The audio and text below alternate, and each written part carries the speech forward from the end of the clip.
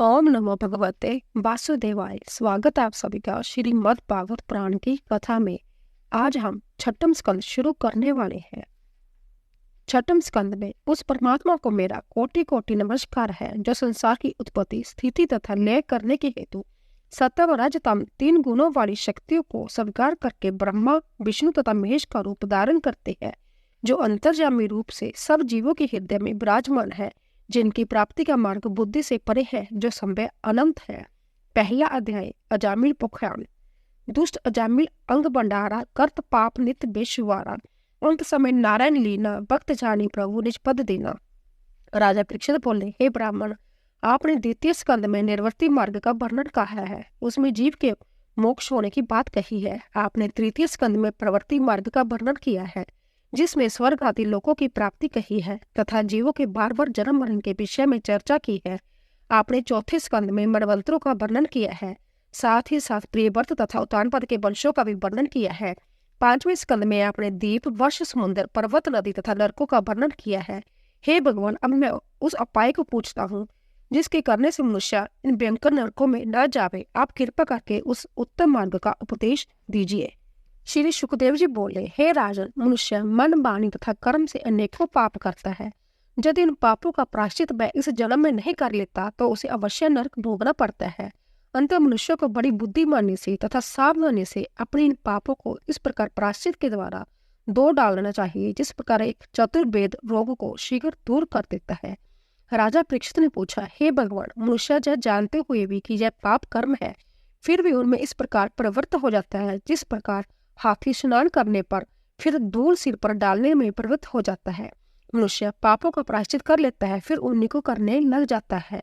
श्री सुखदेव जी बोले, हे राजन, यह तुम्हारा कहना ठीक है कि कर्म के द्वारा कर्म के फल का पूरा नाश नहीं होता है, कुछ न कुछ बीज अवश्य शेष रहता है।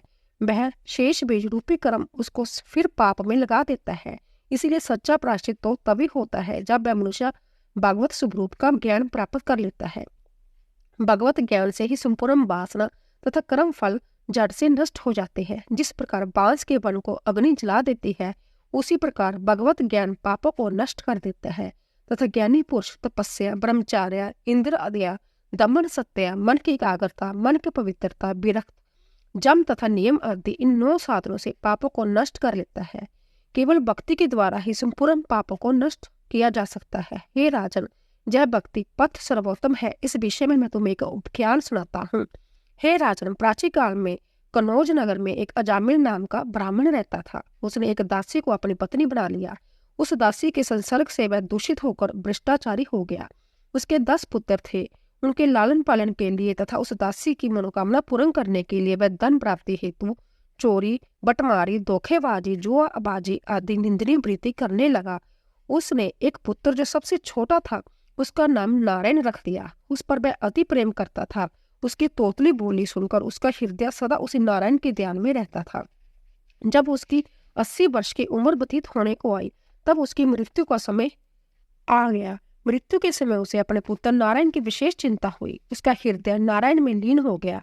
उसी समय जम के दूत उसके सिर पर आ धमके, उसके प्राणों को खींचने लगे। उन जमदूतों को देखकर अजामिल अति भयभीत तथा व्याकुल होकर उच्च स्वर से नारायण नारायण पुकारने लगा। उसी समय भगवान के पार्षद अपने स्वामी नारायण का नाम सुनकर वहां पर आ गए। उस समय जम के दूत उसके प्राणों को खींच ही रहे थे। उसी समय भगवान के पार्षदों ने आकर रोक दिया। तब धर्मराज के दूतों ने कहा, अरे तुम 4 भुजा वाले श्रेष्ठ पुरुष कौन हो? तुम सिरों पर मुकुट, शरीर पर पीताम्बर तथा कंठ में बनमाला धारण किए हुए हो। तुम लोग धर्मराज की आज्ञा का क्यों उल्लंघन करते हो? श्री सुखदेव जी बोले, हे राजा परीक्षित, जब जम के दूतों ने पार्षदों से इस प्रकार कहा, तब भगवान के पार्षदों ने हंसकर गंभीर वाणी में इस प्रकार बोले, अरे जम के दूतों, तुम लोग हमें बताओ कि धर्म का लक्षण तथा धर्म का तत्व क्या है? दंड किसको दिया जाता है तथा दंड का क्या विधान है? मनुष्य में सभी पाप करने वाले दंडनीय है अथवा उनमें से कुछ ही दंड देने योग्य है? जमदूत ने कहा, हे श्रेष्ठ देवताओं, वेदों ने जिन कर्मों को उत्तम कहा है वह धर्म है तथा जिनका निषेध किया है वह अधर्म है। वेद संभव भगवान ने बनाए हैं, उन्हीं के अनुसार कर्म करना चाहिए। मनुष्य सतोगुण, रजोगुण तथा तमोगुण के अनुसार पुण्य, पाप तथा मिश्रित कर्म करता है। उसके इन कर्मों के साक्षी सूर्य, अग्नि, वायु, आकाश, चंद्रमा, संध्या, दिन रात, दिशाएं, जल, पृथ्वी, काल तथा धर्म है। जाहि सब के साक्षी है, इन्हीं के द्वारा मनुष्य दंड पाता है। हे देवताओं, जीव का केवल स्थूल शरीर ही नहीं है, इसके भीतर एक दूसरा लिंग शरीर है। जब जीव स्थूल शरीर से निकलता है तब उस लिंग शरीर को लेकर जाता है। इस लिंग शरीर में 5 कर्मेंद्रियां हैं जिनसे जीव लेना, देना, चलना, फिरना आदि कर्म करता है। 5 ज्ञानेंद्रियां जिनसे जीव रूप रस आदि विषयों का ज्ञान करता है। एक मन तथा 5 तमनांतराएं, इस प्रकार 16 तत्व और 17वां संवेद जीव आत्मा को लेकर बाहर जाता है। जय लिंग शरीर ही जन्म मृत्यु के चक्कर में बार बार दुख, सुख, शोक, हर्ष प्राप्त करता है। जय अज्ञान वश जब तक काम, क्रोध, लोभ, मोह, मद, मत्सर इन 6 शत्रुओं को नहीं जीत लेता तब तक रेशम के कीड़े की भांति अपने कर्म में जाल में फंसा रहता है। वह बिना कर्म किए एक क्षण भी नहीं रहता, अपने पूर्व जन्मों के कर्म अनुसार स्थूल सूक्ष्म शरीर प्राप्त करता है। हे सिद्ध पुरुषों, यह अजामिल बड़ा पापी, हत्यारा तथा दुराचारी है। पहले यह बड़ा सदाचारी, जितेंद्रिय, मंत्र वेदता तथा श्रेष्ठ पुरुष था, किंतु एक उल्टा वेश्या के संपर्क में आने से इसके वह सब कर्म क्षीण हो गए। जब एक दिन अपने घर लौट रहा था, उस समय एक निर्लज शूद्र को शराब पीकर अर्धनग्न वेश्या के साथ विहार करते देखा। तभी से इसकी प्रवृत्ति उस वेश्या की ओर हो गई और इसका संबंध उस वेश्या से हो गया। इसने अपनी विवाहिता पत्नी को त्याग दिया और उसी वेश्या के जहाँ रहने लगा। अब जब जमराज के जहाँ जाकर अपने दंडों का भोगेगा। दूसरा अध्याय भगवान विष्णु के पार्षदों द्वारा भागवत धर्म का वर्णन करना तथा अजामिल का परम धाम जाना। श्री सुखदेव जी बोले, हे राजन, जम के दूतों का ऐसा भाषण सुनकर पार्षदों ने कहा, हे जमदूतों, यह बड़े दुख की बात है कि तुम लोग अजामिल जैसे धर्मात्मा को इस प्रकार खींच रहे हो। यदि प्रजा के रक्षक, समदर्शी, परोपकारी प्रजा के प्रति दुर्व्यवहार करे तो प्रजा किसका सहारा लेगी?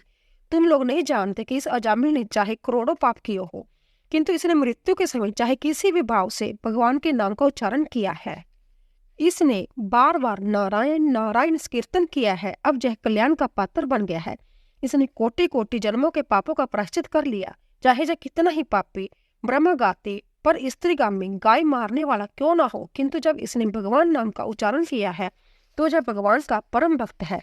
बड़े बड़े ब्रह्म ऋषियों ने पापों के अनेकों प्रायश्चित, कुछ चंद्रायन, व्रत आदि का वर्णन किया है, किंतु जैसी सिद्धि भगवान नाम से होती है वैसी अन्य किसी प्रकार से नहीं हो सकती। इसीलिए हे जमदूतों, तुम अजामिल को नहीं ले जा सकते। इसने अंत समय में भगवान नाम का उच्चारण करके सारे पापों का प्रायश्चित कर लिया है। जो मनुष्य गिरते पड़ते, उठते बैठते, खाते पीते, चोट लगते, हंसी प्रयास में हरि हरि का उच्चारण करता है तो वह जम की संपूर्ण यातना से मुक्त हो जाता है।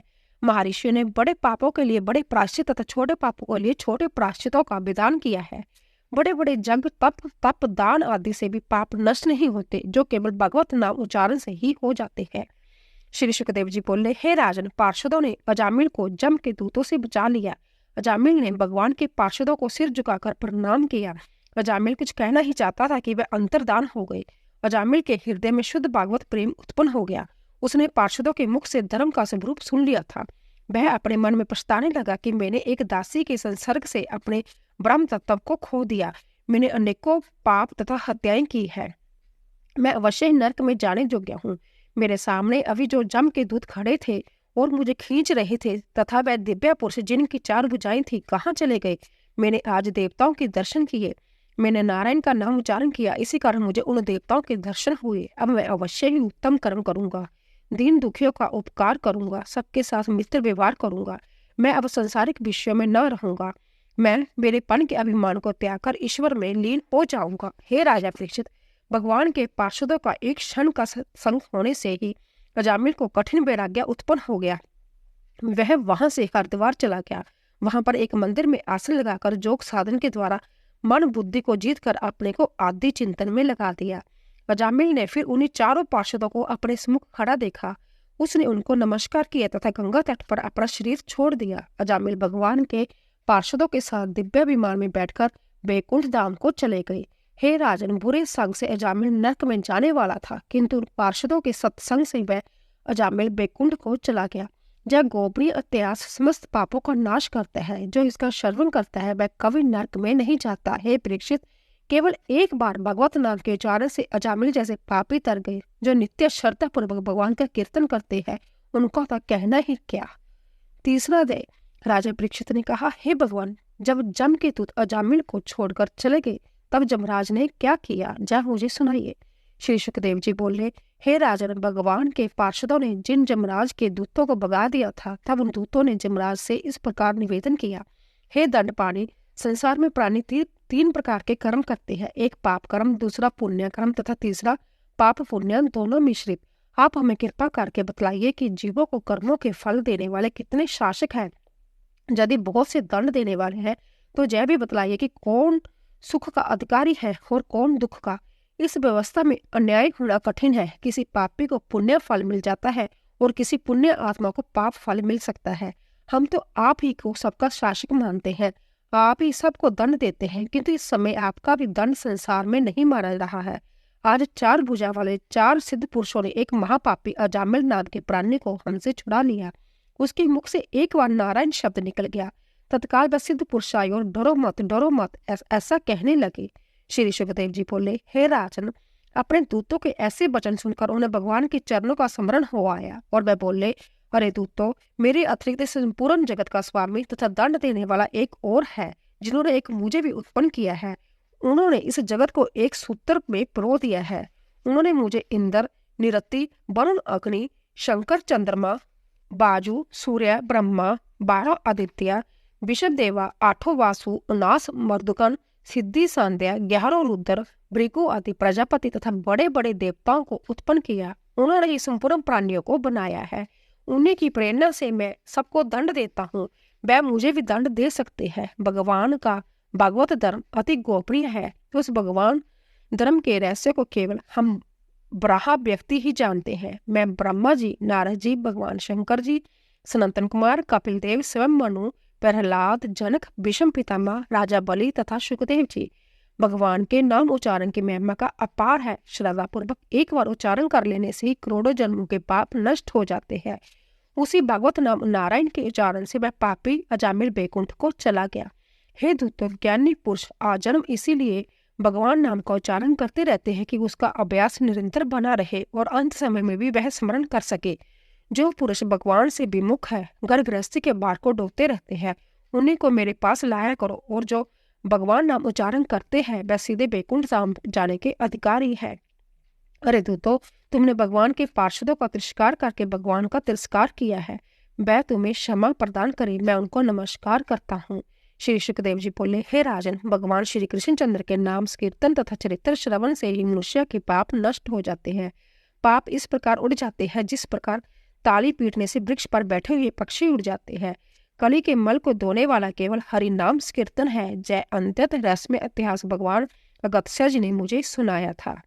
चौथा अध्याय। दक्ष किन तप घोर अपारा, भय प्रकट तब जग अदारा, मन वांछित वर दीना तभी, भय मनोरथ पूर्ण सब ही। राजा परीक्षित बोले, है भगवान, आपने 3 स्कंद में सृष्टि उत्पत्ति का वर्णन सुनाया, अब मैं उसे विस्तार पूर्वक सुनना चाहता हूँ। श्री सूत जी बोले, हे शौनक जी, राजा परीक्षित के ऐसे प्रिय वचन सुनकर सुखदेव जी अति प्रसन्न हुए और बोले, श्री सुखदेव जी ने कहा, राजा प्राचीन ब्रह्मणि के प्रचेता नाम के 10 पुत्र थे। जब वह समुद्र से बाहर निकले तो वृक्षों ने उनका मार्ग रोका, जिससे उन प्रचेताओं ने क्रोधित होकर अपने मुख की अग्नि से उन वृक्षों को जलाना आरंभ कर दिया। तब चंद्रमा ने अनेक प्रकार से उनकी स्तुति करके उनको क्रोध को शांत किया और प्रमलोचा अप्सरा की कन्या उन्हें दे दी। प्रचेताओं ने उसका पानी ग्रहण किया तथा उस कन्या के गर्भ से प्रचेताओं द्वारा पार्षदेश दक्ष उत्पन्न हुए। उसी दक्ष की सृष्टि से 3 लोक बढ़ गए। इस दक्ष को अपनी पुत्रियां अति प्यारी थी। हे राजा परीक्षित, दक्ष ने जब संपूर्ण सृष्टि सर्वप्रथम अपने संकल्प से उत्पन्न की, किंतु जब उन्होंने देखा कि सृष्टि की वृद्धि नहीं हो रही, तब उन्होंने अगमर्शन तीर्थ में विंध्याचल के निकटवर्ती पर्वतों में जाकर घोर तपस्या की। वहां पर हंस ग्रहु नामक स्रोत से भगवान की स्तुति की, जिससे भगवान प्रसन्न हुए। अब मैं तुम्हें वही स्रोत सुनाता हूँ। दक्ष प्रजापति बोले, हे भगवान, आप जीव तथा प्रकृति से परे हैं, उनके नियंता तथा शक्ति देने वाले हैं। प्राणियों ने सत्व रजतम से उत्पन्न होने वाली सृष्टि को ही सत्य मान लिया। वह प्राणी आपके स्वरूप का ज्ञान करने में असमर्थ है। आप सीमा रहित तथा अनादि है। मैं आपको नमस्कार करता हूँ। हे परमात्मा, जीव आप ही का सखा है, किंतु वह जीव आपके स्वभाव को नहीं पहचानता। आप दोनों जीवात्मा तथा परमात्मा एक ही शरीर में निवास करते हैं, किंतु जीवात्मा आपको नहीं पहचान सकती। आप इस सबके ज्ञाता तथा सर्वेश्वर है। मैं संभव आपके स्वरूप को नहीं जानता। मैं आपको नमस्कार करता हूँ। जिस प्रकार जग करने वाले जागिक संबिन देवा नाम के 15 मंत्रों से अग्नि को प्रकट करते हैं, उसी प्रकार तत्वज्ञानी अपनी 27 शक्तियों के अंतर्गत छिपे हुए आपको अपनी बुद्धि से खोज लेते हैं। जब संपूर्ण जगत आप ही की माया है, आप ही उत्पत्ति स्थिति तथा प्रलय करने वाले हैं। आप सम्य ब्रह्म है। मैं आपको नमस्कार करता हूँ। श्री सुखदेव जी बोले कि राजा परीक्षित, जब दक्ष प्रजापति ने भगवान की इस प्रकार प्रार्थना की, तब वह अपने दिव्य मनोहर श्री विग्रह के प्रकट हुए और उस दक्ष प्रजापति से बोले, हे भाग्यवान दक्ष, तुमने सृष्टि की बुद्धि के लिए तपस्या की है। मैं तुमसे अति प्रसन्न हूँ। सृष्टि की वृद्धि करना ही मेरी इच्छा है। ब्रह्मा शंकर, तुम मनु तथा इंद्रादि देवता जैसा मेरे ही उत्पन्न किए हुए हो। सृष्टि के आदि में ही था और अंत में मैं ही रहता हूँ। हे दक्ष, मैं तुम्हें पंचजन प्रजापति की कन्या असंकी देता हूँ, उसे तुम पत्नी बनाओ। स्त्री सहवास से तुम्हारी सृष्टि पड़ेगी। अब तक मानसी सृष्टि होती थी, किंतु अब से मेरी माया के द्वारा स्त्री पुरुष के संभोग से सृष्टि उत्पन्न होगी। श्री सुखदेव जी बोले, सर्वेश्वर भगवान ऐसा कहकर अंतर्धान हो गए। बोले बांके बिहारी लाल की जय। अगर आपको हमारी कथा पसंद आई हो, प्लीज सब्सक्राइब कीजिए, लाइक कीजिए और शेयर कीजिए, और कमेंट बॉक्स में राधे राधे जय श्री कृष्ण अवश्य लिखिए। आप सभी का धन्यवाद।